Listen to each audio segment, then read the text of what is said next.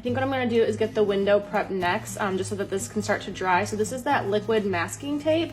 That way you don't have to tape off your windows, and when you're done you can just score the edge with a utility knife and peel it back.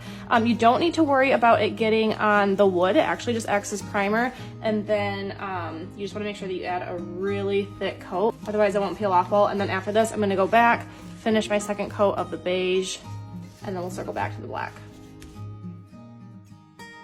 So I just got this one all prepped with wood filler 2. You can see down there it's still pink. This is the wood filler that I'm using, this plastic wood. So you can kind of tell up here it's still pink when you first apply it, and then it dries to this natural wood tone when it's dry. I'll link it for you. And then over here, I'm getting ready to do this on the other window too, but this is the liquid tape. So this will give us some privacy tonight while I wait for the new ones to come in. So